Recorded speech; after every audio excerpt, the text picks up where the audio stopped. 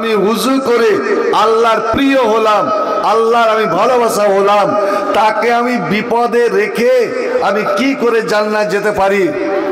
ভাইজান, ও ছুটে যাবে আল্লাহর কাছে। আল্লাহ রাব্বুল আলামিন বলবেন, বান্দারে আমি এটাই দেখার জন্য তোকে ওই রাস্তা দিয়ে পাঠালাম। তুই যখন তোর উপকারীকে চিনতে পেরেছিস, আমি আল্লাহ তোর সুপারিশ মেনে ওকে ক্ষমা করে দিলাম। যা, তুই ওকে সঙ্গে নিয়ে জান্নাত চলে যা। আহা ভাইজান, একদিন শুধু এক গিলাস পানি পান করিয়া যদি জান্নাত পাওয়া যায়, সুপারিশ করে ওকে যদি জান্নাতে নিয়ে যায়, এক লোটা পানি দান করলেন উযু করার জন্য, তার বিনিময়ে ও যদি সুপারিশ করে আপনাকে জান্নাতে নিয়ে যায়, বলেন এটাকে কতদিন ধরে জাগিয়ে রেখেছেন? কতটা আপনার খানা খেয়েছে, পানি খেয়েছে? শুনুন, ইনশাআল্লাহ অবশ্যই এই ছেলেরা অতক্ষণ পর্যন্ত জান্নাতে যাবে না, কোনো সময় যাবে না, যতক্ষণ পর্যন্ত তাদের উপকারীদের ওই জাগিরনীদের সঙ্গে করে জান্নাতে না নিয়ে যাবে। এবার বলুন আপনারা কি করতে চান? কিয়ামতের দিন তিন প্রকারের মানুষ তর্ক বিতর্ক শুরু করে দিবে, ঝগড়া শুরু করে দিবে। কি নিয়ে? জান্নাতে যাওয়া নিয়ে। কে আগে জান্নাতে যাবে? এই আলেমের দলেরা, মৌলবীর দলেরা, হাফেজের দলেরা, এরা বলবে আল্লাহ আমরা আগে জান্নাত নেব। কেন? তোরা আগে জান্নাত কেন যাবি? বলছে আল্লাহ আমরা তোমার দ্বীন শিখেছিলাম, তোমার ইসলাম শিখেছিলাম, তোমার কোরআন মুখস্থ করেছিলাম, আর এই পথে আমাদেরকে দীর্ঘ একটা জীবন, দীর্ঘ সময় দিতে হয়েছিল। 12 বছর, 13 বছর, 16 বছর ধরে আমি বিদেশে কষ্ট করে আমি লেখাপড়া করেছিলাম। তারপরে সামান্য বেতনে, এই বড় ফুরকানিয়ার শিক্ষকদের বেতনটা বা কতটা, সামান্য বেতনে আল্লাহ আমি কোরআন অপরকে শিক্ষা দিয়েছিলাম, আমি কোরআন অপরকে শিক্ষা দিয়েছিলাম, আমি হাদিস পড়িয়েছিলাম। আর তোমার নবী বলেছেন যারা কোরআন শিখে এবং শিখায়, যারা হাদিস শিখে এবং শিখায়, দুনিয়ার বুকে ওরাই হলো আল্লাহর নিকটে সবচেয়ে ভালো, সবচেয়ে উত্তম। অতএব আমরা আগে জান্নাত নেব। ঠিক আছে বস, তোরা কেন নিবি রে? এবার হাজিরাকে আল্লাহ জিজ্ঞেস করবেন, তোরা কেন আগে জান্নাত নিতে চাস?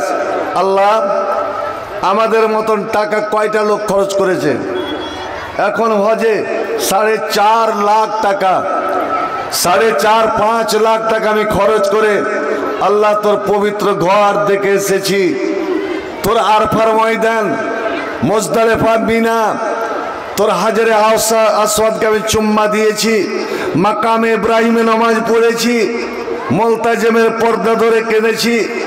আল্লাহ কাবা ঘরে এক ওয়াক্তের যদি কেউ নামাজ পড়ে তো 1 লক্ষ ওয়াক্তের নেকি পাওয়া যায়। আমি যে কত ওয়াক্তের নামাজ পড়েছি তো আল্লাহ তুমি জানো।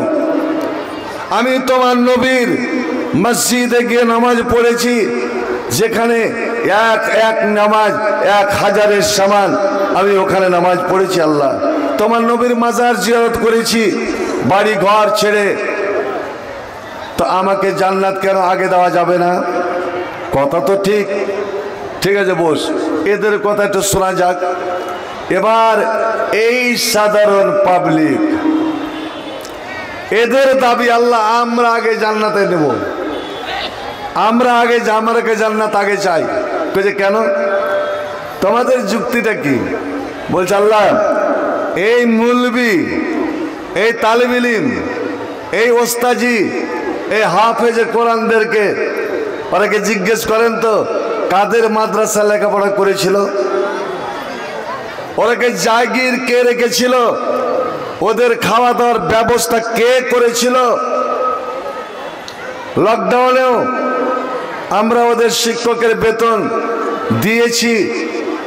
হে রাব্বুল আলামিন, প্রতি বছর জালসা হতো, কাদের জন্য আমরা দান করতাম? অতএব ওরা আমাদের মাদ্রাসায় আমাদের খেয়ে লেখাপড়া করলো, আমরা নিজের ছেলের মতো, নিজের ভাইয়ের মতো, নিজের নিকট আত্মীয়র মতো তাকে পেটের দানা মুখের দানা কেটে খাইয়েছি, আর ও আজ আমাকে পিছনে ফেলে দিয়ে জান্নাতে যাবে। আমাদের এইটুকু শুধু দাবি, আমরা যদি খাইয়ে দাইয়ে হাফেজে কোরআন করে থাকি, আমরা আলেমে দ্বীন করে থাকি, তাহলে আমাদেরকে আমরা যে মোহসেন এহসান করনেওয়ালা উপকারী, তা আমরা কেন জান্নাত যাব না? আল্লাহ রাব্বুল আলামিন এবার হাজী সাহেবদের জিজ্ঞেস করবেন, ও হাজী বলো তো হজের নিয়ম কানুন, কিভাবে হজ করতে হবে, কোথায় কি দোয়া করতে হবে, এহরাম কিভাবে বাঁধতে হবে, আর এহরাম বেঁধে তুমি যে 2 রাকাত নামাজ পড়বে, নামাজ পড়ে সালাম ফিরবে, তখন কোন শব্দটা তোমার মুখ দিয়ে বের হবে, এই কথাগুলো তুই কার কাছে শিখেছিলে বলো? তোমাকে মিনাতে গিয়ে কয় ওয়াক্ত নামাজ পড়তে হবে তুই কার কাছে শিখেছিলে? আরফাতে গিয়ে তোমাকে কাসার করতে হবে না তোমাকে ইতমাম করতে হবে, কার কাছে শিখেছিলি ইত্যাদি। অর্থাৎ হজের নিয়ম কানুন, হজ যে একটা ফরজ, এই জিনিসটা তুমি কার কাছে শিখলে তুই বলো? তোমার ডাক্তার বেটার কাছে, তোমার ইঞ্জিনিয়ার বেটার কাছে, না তোমার ওই ঠিকাদার বেটাটার কাছে? কার কাছে শিখেছিলে?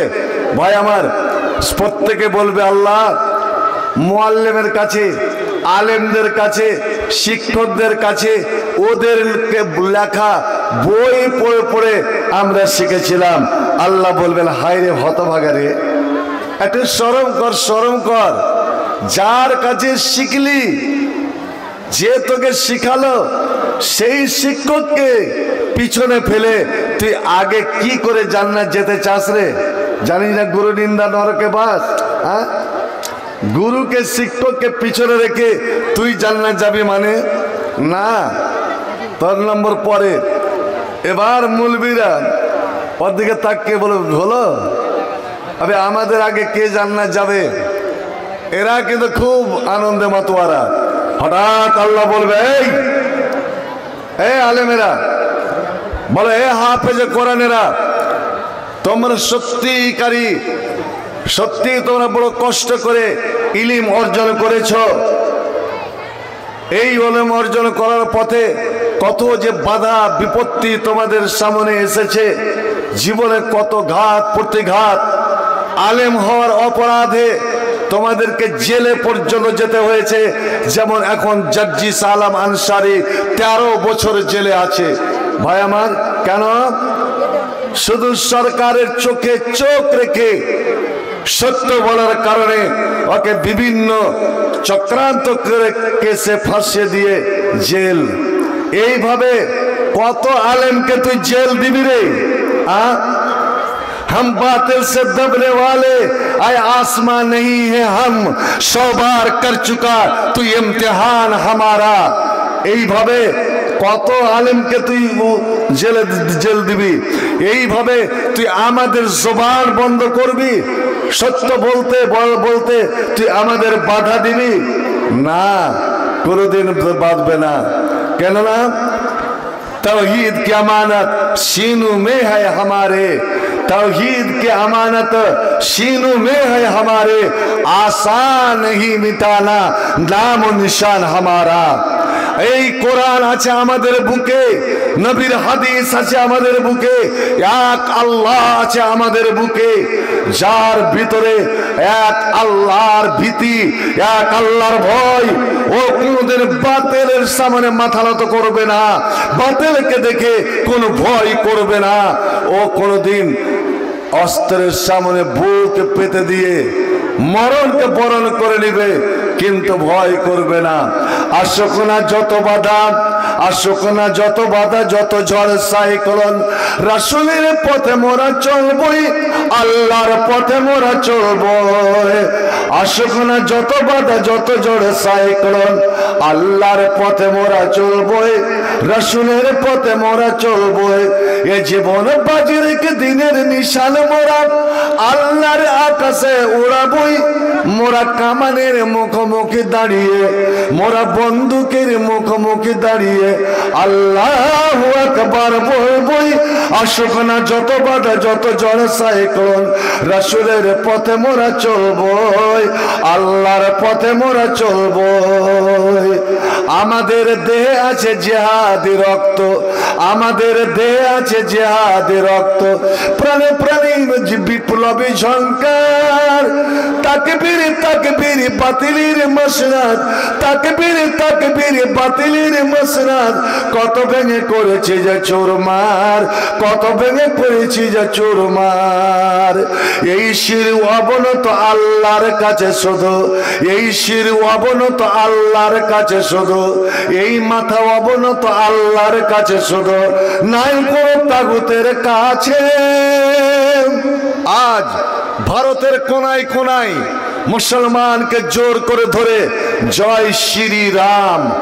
আজকের ঘটনা বলছে, আজকের কর্ণাটকের এক স্কুলের হোস্টেলে 4-5 জন একটা ছেলেকে ধরে, মুসলিম ছেলেকে, ছাত্রকে ধরে জোর করে বলছে, সবারই হাতে ছোরা, বলছে তুই বল জয় মাতা দি, জয় মা কালী বল, না তো দিলাম। ভাই আমার, ছেলে ও হলো মুসলমান, আর ভিতরে আছে এক আল্লাহ প্রদত্ত ঈমান। ও তখন বলছে ঠিক আছে আমি জয় মাতা দি বলবো, কিন্তু তার আগে তোরা আল্লাহু আকবার বল। ঠিক ওই কর্ণাটকে ওই যে মেয়েটা, মহিলাটা একাই আল্লাহু আকবারের ধ্বনি উচ্চারণ করে সারা পৃথিবীকে কাঁপিয়ে দিয়েছিল। মেয়েটার নাম জানেন জি ভাই কেউ?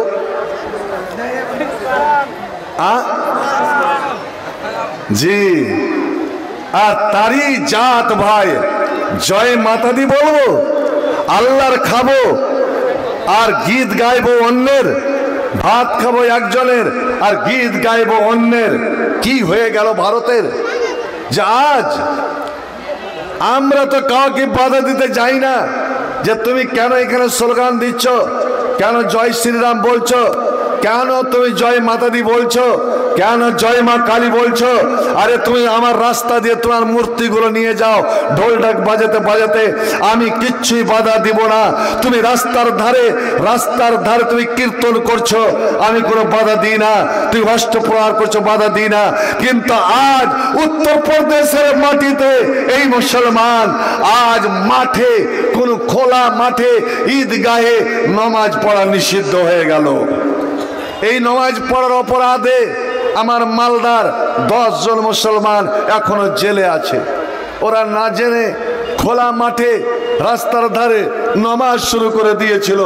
হায় রে আল্লাহ, তোরা জেনে রাখ, সারা পৃথিবীর মাটি আমাদের জন্য মসজিদ। যেখানে আমরা জায়গা পাবো ওখানেই আমরা নামাজ পড়বো।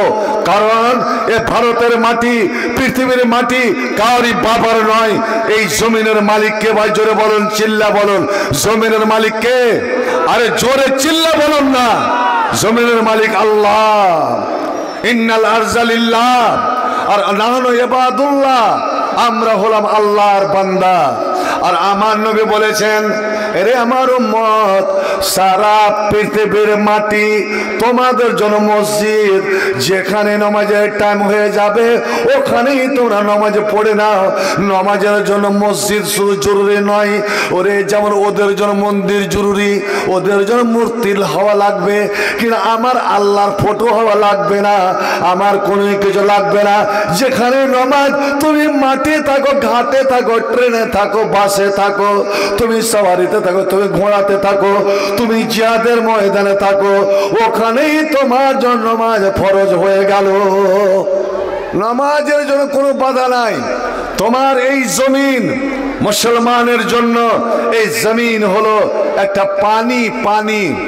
তাই আমি পানিতে উজু করব, আমার উজুর ব্যবস্থা নাই, আশেপাশে পানি নাই, আমি তায়াম্মুম করে নেব এই মাটিতে, এটা আমার পাক।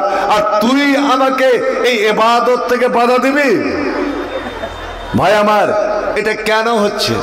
কেন আজ এই মুসলমান এত জুতা পিটা, এত লাঠি পিটা, এত লাঠা ঝোঁটা কেন তারা খাচ্ছে? কিসের কারণে? মূল কারণটা কি একটু অনুধাবন করেছেন? আজ আপনারা এখানে হাজার হাজার মুসলমান বসে আছেন, বলেন তো মনের দিক দিয়ে সবারই সাথে সবারই মিল আছে কি? তৃণমূল কংগ্রেসের সঙ্গে আজই কোন জায়গায় তর্ক বিতর্ক হচ্ছিল, আবে কংগ্রেসকে মেরে গুড়িয়ে দে, কংগ্রেসকে মেরে গুড়িয়ে দে।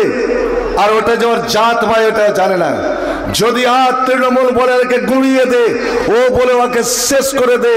ভাই আমার সিপিএমও আমার ভাই, কংগ্রেসও আমার ভাই, তৃণমূল আমার ভাই, অনেক মুসলমান বিজেপি করে সেও আমার ভাই। এরাই যদি আপোষে এই করে তো মোরগের লড়াই শ্রীগাল তো ভালো করেই দেখবে। यूं तो तुम सैयद भी हो, यूं तो तुम सैयद भी हो, मिर्जा भी हो, आपगा भी हो, तुम सभी कुछ हो, बताओ क्या तुम मुसलमान भी हो? मुसलमान आपस से भेदाभेद करते जाने ना भाईजान। अरे मुसलमानेर परिचय तो एटा आ गया गर आईने लड़ाई में, आ गया आईने लड़ाई में गर वक्ते नमाज। যুদ্ধ চলছে ওই সময় যদি নামাজের টাইম চলে আসে তো কেবলা রূহ কে জমি বোশ হুই কওমে হিজাজ। যুদ্ধ ছেড়ে দিয়ে তারা যুদ্ধ ছেড়ে দিয়ে জানের পরোয়া না করে ওরা জমিনে মাথা টেকে দিয়েছে আল্লাহর দরবারে। एक सफ में खड़े हो गए महमूद व अयाज, ना कोई बंदा रहा ना कोई बंदा नमाज। এমনই ভাবে তারা দাঁড়াবে, কে রাখাল কে কৃতদাস আর কে মালিক কোনোই কিছু বোঝা যাবে না। ভাইজান এটাই হলো মুসলমানের পরিচয়। কিন্তু আজ আমাদের এত দুরবস্থা কেন? একমাত্র আমাদের কর্মফল। এই মাথা অবনত আল্লাহর কাছে শুধু নাই কোন তাগুতের কাছে। সবুজ কাফেলা নিয়ে যাব মোরা একদিন মঞ্জিল মকসুদ পৌঁছে, মঞ্জিল মকসুদ পৌঁছে। আমাদের এই ছোট হৃদয়ে, আমাদের এই ছোট হৃদয়ে রসুলের প্রেম ছবি আঁকবই। আসুক না যত বাধা যত ঝড় সাইক্লোন, আসুক না যত বাধা যত ঝড় সাইক্লোন, রসুলের পথে মোরা চলবই, আল্লাহর পথে মোরা চলবই। কালেমাই শাহাদাত জপে জপে আমরা বেরিয়ে পড়েছি পথে পথে, কালেমাই শাহাদাত জপে জপে আমরা বেরিয়ে পড়েছি পথে পথে। কেদো না মাগো যেতে দাও যেতে দাও বীর মুজাহিদদের সাথে, বীর মুজাহিদদের সাথে। জালেমের পাঞ্জায় বিশ্ব মুসলমান, জালেমের পাঞ্জায় ভারতের মুসলমান, কান্নায় ভাঙছে নীল আকাশ। আমরা ফুটাবো হাসি মুসলমানের মুখে, বুকে ঝড় তুলেছে বিশ্বাস, বুকে ঝড় তুলেছে বিশ্বাস। পৃথিবীর এই অমানিসা, পৃথিবীর এই অমানিসা সত্যের আলো দিয়া ফুটাবই। আসুক না যত বাধা যত ঝড় সাইক্লোন, আসুক না যত বাধা যত ঝড় সাইক্লোন, রাসূলের পথে মোরা চলবই, আল্লাহর পথে মোরা চলবই। তা আমি বলছিলাম ভাই, তার আগে একটা কথা বলছি। আজ এই সবার সব থেকে বড় নেকির কাজ, সব থেকে বড় নেকির কাজ যদি একটা আপনি করতে পারেন, এই যে দেখুন আপনি পিছন দিকে তাকিয়ে দেখেন আপনার ভাইরা দাঁড়িয়ে আছে, দাঁড়িয়ে আছে জায়গা না পাওয়ার কারণে, আর আপনার কিন্তু সামনের জায়গা ফাঁকা আছে। একটু লড়ে চড়ে নিজে বসেন, নিজে বসেন, আর ওই ভাইদের বসার একটু ব্যবস্থা করে দেন। এর বিনিময়ে এই কাজটু করার কারণে আল্লাহর কাছ থেকে আপনি জান্নাত খানা নিয়ে নেন। আসুন তো ভাই আমার এগিয়ে আসুন তো, একটু এগিয়ে আসুন। তো বলছিলাম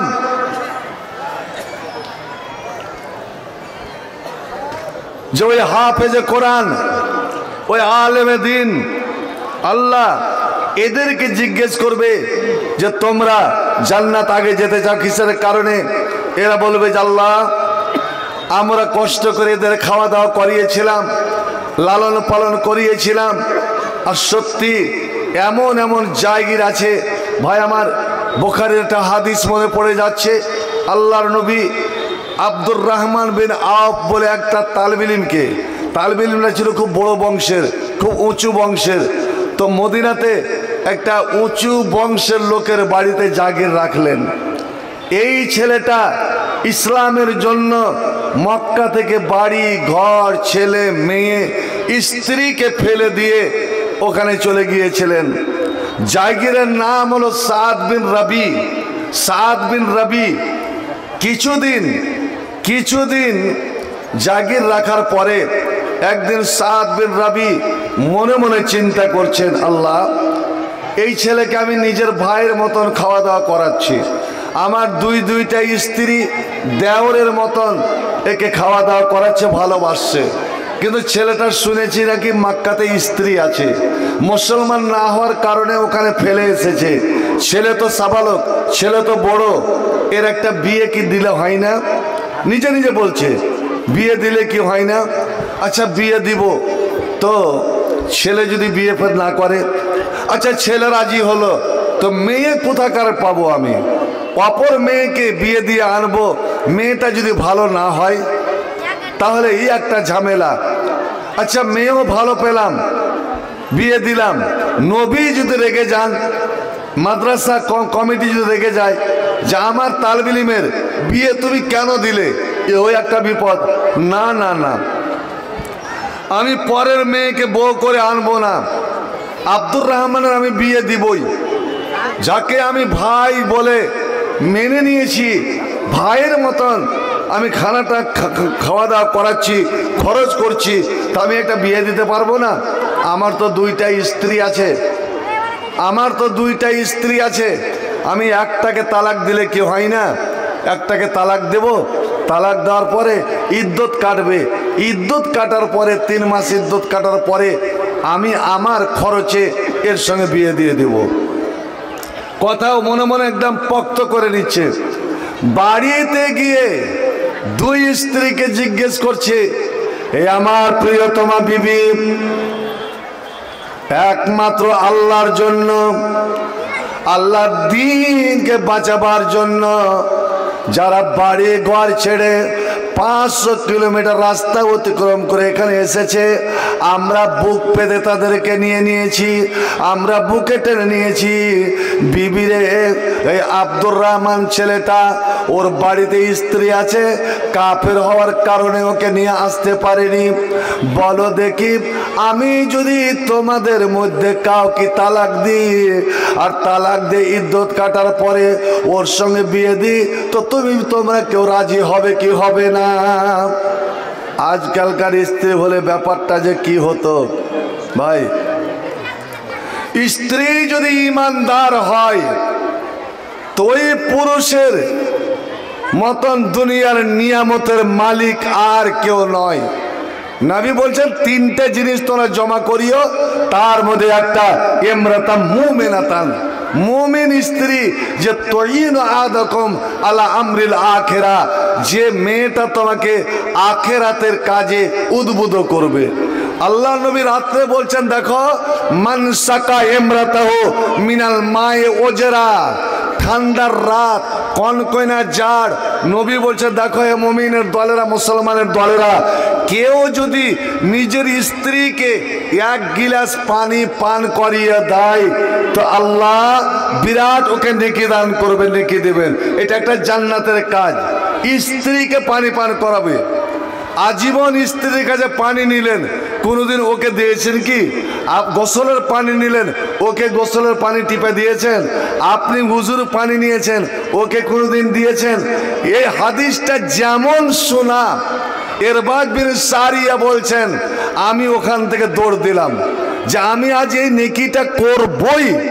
আমার স্ত্রী তো ঘুমিয়ে গেছে, রাত অনেকটা হয়ে গিয়েছে, গিয়ে বেচারা ওই অন্ধকারে গিলাস নিয়েছে, মশক থেকে 1 মশক ঠান্ডা পানি নিয়েছে, এবার পাশে গিয়ে বিবির নাম ধরে ডাকছে, ও গো ওঠো। চট করে উঠেছে, কি ব্যাপার, কি বলছেন? আপনার হাতে ওটা কি? কইছে হাতে গিলাস। কি আছে এতে? পানি। কেন গিলাসে পানি?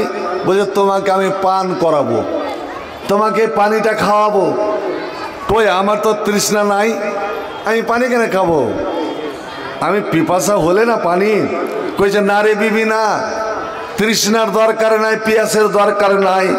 আমার হাবিব মুস্তাফা সাল্লাল্লাহু আলাইহি সাল্লাম আজ একটা মিষ্টি হাদিস বয়ান করেছেন, মান সাকা ইমরাতু মিনাল মাই ওজরা। কেউ যদি নিজের স্ত্রীকে এক গিলাস পানি এবার শরবত বা দুধ বা অন্য দামি জিনিস খাওয়ান, তাহলে কত বড় এক গিলাস পানি পান করিয়ে দিবে, তো ওজেরা ওকে নেকি দেওয়া হবে। বিবিরে আমাকে নেকিটা নিতে দিবে না? তুমি নেকিটা নিতে দিবে না? আমাকে নেকির মালিক বানাবে না? আমাকে জান্নাত যেতে দিবে না? স্ত্রী মুচকি হেসে বলছেন হ্যাঁ দিব। দিব না কেন? দিব, তবে আমারও একটা শর্ত আছে। কি শর্ত? আপনি আমাকে পানি পান করাবেন, আপনি আমাকে পানি খাওয়াবেন, খাইয়া আপনি জান্নাত নেবেন, নেকি নেবেন। আমার কি হক নাই, আমার কি দাবি নাই যে আমিও এক গ্লাস পানি নিয়ে আপনার ঠোঁটে ধরে আপনাকে পান করাবো, আর আল্লাহ যেন আমাকে নেকি দান করেন, আর আমিও যেন এই কাজটা করে জান্নাত যেতে পারি। আল্লাহু আকবার। এরপর সারিয়া নিজের বিবিকে পানি পান করিয়ে দিচ্ছেন, আর ওদিকে এরপর সারিয়ার স্ত্রী গিলাসে পানি নিয়ে স্বামী গো ও আমার জান এবার আপনি পান করে নেন। আর আমার আল্লাহ স্বামী স্ত্রী যখন এইভাবে মহব্বত করে, ভালোবাসা করে, ওরে আমার আল্লাহ আরশে বসে বসে আজব আল্লাহ, আল্লাহ তাজ্জব অবাক যান, আল্লাহ হাসেন আর ফেরেশতাদেরকে বলেন ই আমার ফেরেশতারা, আমি স্বামী স্ত্রী এটাই মহব্বত চেয়েছিলাম, এই ভালোবাসা চেয়েছিলাম, কিন্তু ওরে মালামুন শয়তান সব সময় স্বামী স্ত্রীর মধ্যে ওরে ভেদাভেদ তৈরি করা আপ্রাণ চেষ্টা করে। তামান্নই বললেন এ আমার উম্মতেরা, তিনটা জিনিস, তো তিনটা সম্পদ জমা করিও। এক তোমার আল্লাহ জিকির করা জবান, শুকরগুজার দিল, ও কালবান শাকিরা, ও ইমরাতান মুমিনাতান তুইনু আদাকুম আলা আমরিল আখিরাতে। আব্দুর রহমানের জাগির যখন বলেছে বিবিরে আব্দুর রহমানের বিয়ে দেবো তোমাদের একজনের সঙ্গে, বলো বড়কে তুমি করবে না ছোটকে তুমি করবে? আল্লাহ এবার 203 কম্পিটিশন শুরু করে দিয়েছে। বোর্ডকে বলছে ববুরে আমি অনেক দিন থাকলাম, তুই তো নতুন বিয়ে করে এসেছিস, তুমি থাকো আমি তালাক নিয়ে নি, আমি এই কাজটা করে নেকিটা করব। এবার ছোটকে বলছে না বোন, তুমি যে দীর্ঘদিন ধরে এই বাড়ি ঘরে এসছো, ঘর সংসার সামাল দিচ্ছ, তুমি থাকো আমাকে করতে দাও। স্বামী যখন দুই বিবি টানাটানি শুরু করে দিয়েছে, আর সাদ বিন রাবি বলছেন তোমাদেরকে সিদ্ধান্ত নিতে হবে না, তোমরা দুইজন আজ তৈরি হয়ে থাকো, প্রস্তুত হয়ে থাকো, ভালো করে সেজে থাকো, ছেলে যখন খেতে আসবে আমি সুন্দরভাবে কথাটা রাখবো। এবার খেতে এলো, আর সব দিন যেভাবে খেতে দেয় সেইভাবে খেতে দিয়েছে, কিন্তু আব্দুর রহমান লক্ষ্য করছে যে আমার জাগিরনিরা এত সেজে আছে কেন, এত সুন্দরভাবে মেকআপ করে আছে কেন? খাওয়া দাওয়া শেষ হয়ে গিয়েছে, আব্দুর রহমান বসে আছে, যাবার অপেক্ষা করছে। সাদ বিন রাবি বলছে ভাইজান একটু বসো, তোমার ভাবি দুটোকে দেখো, উনজোর এলা এমরাতে তাই নে, আমার দুই বিবিকে দেখো, এরা তোমার দুই ভাবি দুই বোন। আব্দুর রহমান মনে ভাবছে আমি তো জানি যে আমার দুটা জাগিরনি, তাই দেখতে কেন বলছে ইফতার আইয়া তো আমার শ্বেতা, এদের দুইজনের মধ্যে একজনকে তুমি পছন্দ করো, দুইজনের মধ্যে একজনকে পছন্দ করো, যেটা তোমার পছন্দ হবে আমি সেটাকে তালাক দেব, আর আমার বাড়িতেই আমার খেয়ে ইদ্যত কাটবে। তারপরে আব্দুর রহমান বেচারা শরমে, একটা ওস্তাজিকে ডাইরেক্ট বলে, আজকালকার তো ওস্তাজি নয়, শরমে পানি মাথা নিচে করে নিয়েছে। বলছে দেখো আব্দুর রহমান, তুমি আসলে ভাবছো যে বিয়ে তো সহজ ব্যাপার নয়, একচেটিয়া ব্যাপার নয়, আজকালকার বর্তমান যুগের বিয়ে নয় যে বেটির বাপের কাছ থেকে মোটা অঙ্কের টাকা নিব, না, বিয়ে করতে গেলে মোহর দেওয়া লাগবে, ভরণ পোষণ চালানো লাগবে, বউটাকে নিয়ে তার খরচ যে একটা মোটা খরচ আছে, খরচ করা লাগবে। তো তুমি ভাবছো যে আমার এখানে বাড়ি নাই, ঘর নাই, টাকা নাই, পয়সা নাই, ধন নাই, মাল নাই, আমি কি করে মোহর দিই আর কি করে ওর ভরণ পোষণ চালাই? আব্দুর রহমান, তুমি এটা কিচ্ছু ভাবিও না। এই দেখো আমার দলিল, সব দলিল পত্রখানি বের করে দিয়েছে। কইছে এই দেখো আমার মালের তালিকা, আমার টাকা পয়সা ধন মালের তালিকা সব তোমার সামনে তুলে দিলাম। আমি কথা দিলাম, আল্লাহু আকবার, আজ বড় ভাইরা নিজের ছোট ভাইকে মারছে, আজ ভাইরা বোনকে মারছে, বাপ বেটিকে মেরে যাচ্ছে হক জমি জায়গার ব্যাপারে। আর দেখুন একটা জাগিরের বাড়ি হলো মদিনা, ওস্তাজি যার বাড়ি হলো মক্কা, 500 কিলোমিটারের দূরত্ব। জাগির বলছে আজ থেকে ওকাসমু বাইনি ওয়া বাইনাকা, আমি আমার আর তোমার মধ্যে ভাগ করে নিলাম, নিসফুল লি ওয়া নিসফুল লাকা, অর্ধেক আমার অর্ধেক তোমার। সুবহানাল্লাহ, সুবহানাল্লাহ। আব্দুর রহমান কি বলেছিলেন? আব্দুর রহমান বলেছিলেন বারাকাল্লাহু ফি আহলিকা ওয়া মালিকা, আল্লাহ আপনার পরিবারে বরকত দেন, আপনার মালে বরকত দেন। আমি বিয়ে করার জন্য আসিনি, আমার বিয়ে ইচ্ছা নাই। আপনি যদি আমার খুব উপকার করতে চান তাহলে কিছু টাকা আমাকে ধার দেন, ও দুল্লনি আলা সুক, আর আমাকে হাট বাজার দেখিয়ে দেন। আমরা ব্যবসা করতে জানি, ব্যবসা করে আমি নিজের পায়ে দাঁড়াবো। বর্তমান যুগের যুবকেরা, আগে নিজের পায়ে দাঁড়াও, কমরকে শক্ত করো, পার তলাকে মাটিকে শক্ত করো, তারপরে বিয়ে করার হিম্মত দেখাও। আমি নিজের পায়ে দাঁড়াবো, তারপরে আমি নিজের খরচে নিজের মোহরানাতে আমি বিয়ে করব। ঠিক 15 দিন বেচারা বাজারে গেল, পানির বিক্রি করলো, বেশ অনেকখানি সোনা জমা হয়ে গিয়েছে। হঠাৎ একদিন নবীর ক্লাসে চলে গেছে, তো দেখছে নবী দেখছেন যে ওর কাপড়ে হলদির দাগ, মেহেন্দির দাগ, মানে ও যে মেহেন্দিগুলো মেয়ে ছেলে শরীরে লাগায়। আল্লাহ নবী চিনবারে আব্দুর রহমান আমার ওস্তাজি, আমার মাদ্রাসার তালবে ইলম, আর বিয়ে করলো তো আমি জানলাম না। ওই যুগের ইমামেরা জানতে পারত না, বিবাহতে ধুমধাম হতো না, গীত টিত কিচ্ছুই হতো না, ইমাম সর্দার মোড়ল লাগার দরকার ছিল না। ভাই নবী বলছেন মাহেম এটা কি, তোমার শরীর এটা কি? কইছে হুজুর আমি বিয়ে করেছি। কি দিয়েছ? মোহর। আমার বলার উদ্দেশ্য ভাই আমার, যে এই জাগিরনিরা কত ময়া দয়া ভালোবাসা দিয়ে এই এরাকে লালন পালন করে, এরা কেন আগে জান্নাতে যাবে না? আল্লাহ বলবেন, এবার আল্লাহ ফয়সালা করবেন। এই আলেমের দলেরা, এর হাফেজের দলেরা, যাদের বাড়িতে তোমরা খাওয়া দাওয়া করে লেখাপড়া করলে, কোরআন মুখস্থ করলে, যাদের মাদ্রাসায়, যে কমিটির মাদ্রাসায় খরচ করা মাদ্রাসায় লেখাপড়া করলে, ওদের আগে তোমরা জান্নাত কেন যাও? এবার আল্লাহর নম্বর লাগিয়ে দেবেন। জাগিরনিরা, এর মাদ্রাসা সাহায্যকারীরা, তোমরা হলে আনসার, তোমরা হলে সাহায্যকারী, এবার তোমরা আগে জান্নাতে যাও, তারপরে আলেমের দলেরা, তারপর হাজিরা। এইবার আল্লাহ রাব্বুল আলামিন সিরিয়াল ধরাবেন।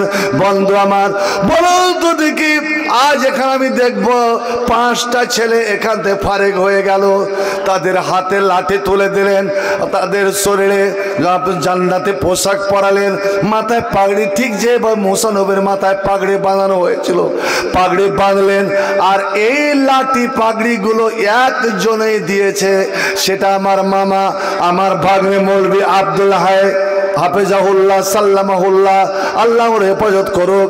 বলেন তো ওই একলাই একটা নেকি লিবে কেন? একাই এ নেকির হকদার হবে কেন? বন্ধুরে আমার, আল্লাহ নবীকে একটা মেয়ে ছেলে এইভাবে একদিন আরমান করে কাপড় পরিয়েছিলেন।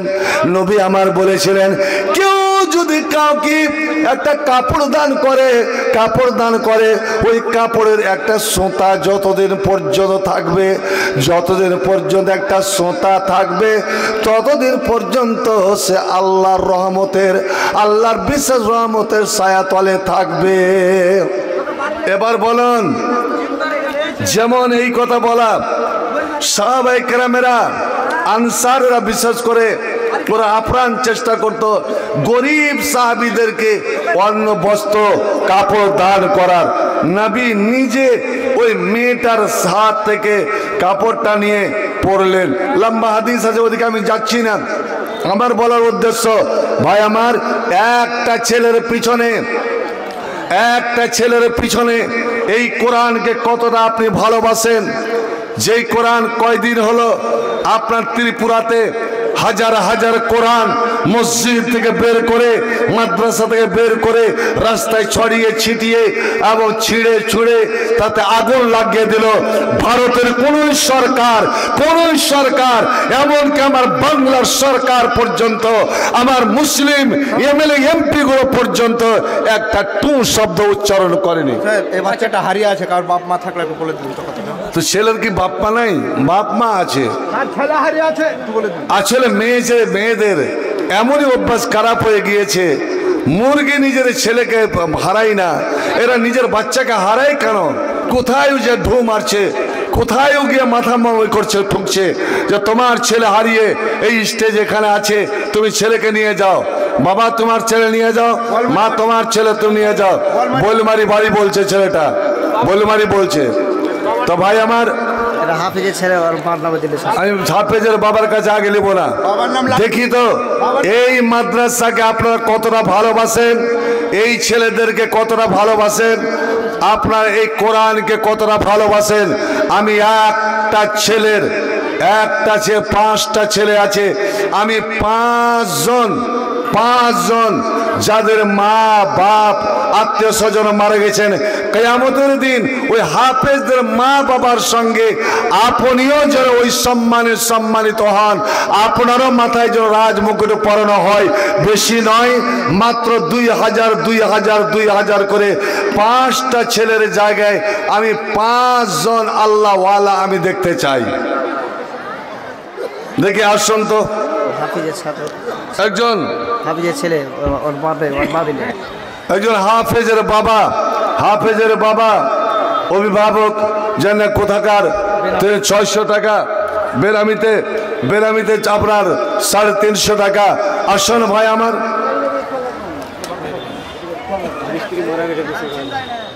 নাই কেউ নাই। এই আমাদের কোরআনের ভালোবাসা, এই আমাদের কোরআনের প্রতি, আল্লাহর কালামের প্রতি টান। একটাই কথা জেনে রাখুন, আসমানের নিচে জমিনের উপরে মাস্টার ইব্রাহিম, ওর মা মারা গেছে কদিন আগে। আলহামদুলিল্লাহ, মাস্টার ইব্রাহিম একটা ছেলের পক্ষ থেকে আল্লাহ এক ছেলের জিম্মেদারি নিয়ে নিলেন। তার মা কয়দিন হলো মারা গেলেন। রব্বুল আলামিন গফুর রহিম, এই মাস্টার ইব্রাহিমের দানকে তুমি কবুল করো আল্লাহ। কাল কিয়ামতের কোর্টে এই হাফেজ কোরআনের মা বাবা যদি এই সম্মানে সম্মানিত হয়, তো মাস্টার ইব্রাহিমের মাকে আল্লাহ এই সম্মানে তুমি সম্মানিত করবে। মাস্টার সাহেবকে আল্লাহ তুমি তোমার হেফাজত রাখো, তোমার রহমতের ছায়াতলে রাখো। আল্লাহ সাল্লি আলাইহি ওয়া বারিক আলাইহি, আমিন সুম্মা আমিন। আর 4টা ছেলে ভাই, আর 4জন। মোহনপুর থেকে আবু সুফিয়ান প্রধান, 1000 টাকা আছে। আলহামদুলিল্লাহ, মোহনপুর থেকে আবু সুফিয়ান প্রধান, আপনার 1000 টাকা পাঠিয়েছেন। আলহামদুলিল্লাহ, মাশাআল্লাহ, জাযাউল্লাহ আহসানাল জাযা, হায়াকুল্লাহ, বারাকাতুল্লাহ। এবং প্রত্যেককে বলবো, যেমন কে একজন এলান করছিলেন যে বর্তমান সময়টা, পরিস্থিতিটা এমন, আজ এবছর আপনি এখানে যে হারে জমায়েত হয়েছেন, আল্লাহর কাছে দোয়া করেন যেন আগামীতে আবার আমরা জমায়েত হতে পারি। কারণ এমনই একটা আশঙ্কা আছে, এমনই একটা আশঙ্কা আছে যে আগামী দিনে এই এরকম মাদ্রাসাগুলোর প্রাঙ্গণে, মাদ্রাসাগুলোর ভিতরে আপনি জালসাকে কেন্দ্র করে জমায়েত হতে পারবেন, এর কোনো নিশ্চয়তা নাই। বিরাট একটা ষড়যন্ত্র চলছে, বিরাট একটা চক্রান্ত চলছে, আর বিভিন্ন জায়গায় বাংলার মাটিতেই সূত্রপাত হয়ে গিয়েছে, সূত্রপাত হয়ে গিয়েছে। ভাই মুসলমান, আমি বিশেষ করে বলছি, একটু আপনারা কান খাড়ো করে, চোখ নাক খাড়ো করে সজাগ হয়ে থাকবেন, আর বিশেষ করে নিজেকে অনেকটা সংশোধন করেন। বেশি মাত্রায় আগে বেড়ে যায় না, একটু ইসলামের দিকে ফিরে আসুন। ইসলামের আখলাক চরিত্রগুলোকে আপনি আপনার জীবনে বাস্তবায়িত করুন। কারণ একমাত্র যদি আমাদেরকে রেহাই দিতে পারে, একমাত্র আমাদেরকে আশ্রয় দিতে পারে, তো রজু ইলাদ্দিন ও তামাসসুক বিল কিতাবে ওয়াস সুন্নাহ। আমরা ইসলাম থেকে, দিন থেকে অনেক ফিরে গিয়েছি। কখনো কখনো ভারতে একটা সার্ভে হয়ে গিয়েছে গোপনে, যে ভারতে মুসলমান কতটি আছে। তো দেখা গিয়েছে, মানে আমরা শুনতাম 35 কোটি না, আপনার 1.5 কোটির মতন মুসলমান, 1.5 কোটির মতন মুসলমান। আর ওই 1.5 কোটি মুসলমানের মধ্যে আপনার বেশিরভাগটি বাস করে কোথায় জানেন? মুর্শিদাবাদ, মালদা, উত্তর দিনাজপুর, আর কিছু কাশ্মীরে, আর কিছু কেরালাতে। এইগুলোর উপরে মোটা টার্গেট, এটা গোটা উত্তরবঙ্গ নিয়ে চলছে। আপনার সচেতন হন, সাবধান হন, কোরআনের দিকে ফিরে আসুন। আল্লাহ রাব্বুল আলামিন সব কিছুরই মালিক আল্লাহ। आज भी हो इब्राहिम सा ईमा पैदा, आज भी हो इब्राहिम सा ईमा पैदा, तो आग कर सकती है अंदाजे गुलस्ता पैदा। आज इब्राहिमेर आগুনে আলহামদুলিল্লাহ। আমার গ্রামের এলিয়াস নামে একটা ছেলে, ছেলের জন্য দোয়া করতে একটা বলছেন। মতিলালের আলমগঞ্জের এলিয়াস ওর ছেলের জন্য আল্লাহ বাবা, ছেলের জন্য। ছেলে নাকি কথা, বড় ছেলে, ছোট ছেলে মানে হয়েছে, ছোট্ট ছেলে, কথা বলতে পারছে না। আল্লাহ তোকে কথা বলো, তোকে তৌফিক দাও। আল্লাহ তার জবানের লকনাতকে আল্লাহ তোকে খুলে দাও, জবানের বাঁধনকে খুলে দাও। আল্লাহ বাপ মার দোয়া, বাপ মার দান তুমি তো সরাসরি কবুল করে থাকো। আজ আল্লাহ মজমাতে তোমার কাছে দোয়া করি, আল্লাহ তার জবানের লকনাত পান, তার গিরাব আল্লাহ তুমি খুলে দাও। আমিন সুম্মা আমিন। সিরাজুল ইসলাম নামে, সিরাজুল ইসলাম, এক ব্যাগ সিমেন্ট 100 টাকা। সিরাজুল ইসলাম, এক ব্যাগ সিমেন্ট।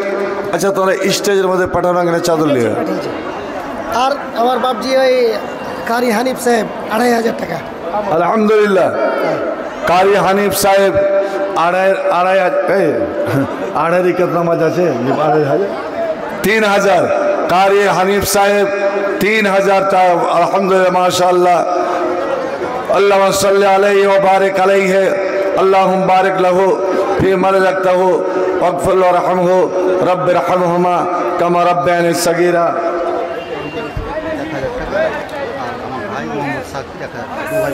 मौलवी शफीकुल इस्लाम আমার আজিজ, मौलवी शफीकुल इस्लाम 1000।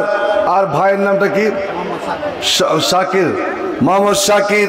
অর্থাৎ দুই ভাই 2000। মাশাআল্লাহ, আলহামদুলিল্লাহ। সাল্লাল্লাহু আলাইহি ওয়া বারিক আলাইহিমা। আপনার নামে 1000 দিচ্ছি। আপনার নামে 1000 দিচ্ছি। আর 1000। আলহামদুলিল্লাহ। আবার এরা দুই ভাই নিজের তরফ থেকে, হে রাব্বুল আলামিন এই দানকে আল্লাহ তুমি কবুল করো। তাদের শরীর সালামত আল্লাহ বরকত দাও, ব্যবসা বাণিজ্য বরকত দাও। আবার 1000 মা বাবার পক্ষ থেকে, কিন্তু ছেলে মেয়ের পক্ষ থেকে কেন দেয়নি? আরে 3000 জন হলো। হযরত আবু বকর, ওমর, উসমান হলো। আলীর পক্ষ থেকে 1000 হয়ে যাবে, ওটা বাকি থাক। আচ্ছা, আলহামদুলিল্লাহ। আমার আজিজ শফিকুল ইসলাম 1000 টাকা বাকি রাখলেন। 4000। আয় আল্লাহ, তুমি লক্ষ কোটি বলে তুমি কবুল করে নাও। একাই তো আপনার তিনটা ছেলের ও দুইটা ছেলের দায়িত্ব নিয়ে নিলেন। হে রব্বুল আলামিন তাকে এবং মা বাবা সকলকে আল্লাহ সেই সম্মানে কাল কিয়ামতের কোটে সম্মানিত করবে। আল্লাহুম্মা বারিক লাহু ফি মারযাতাহু ওয়াগফির লাহু আমিন সুম্মা আমিন।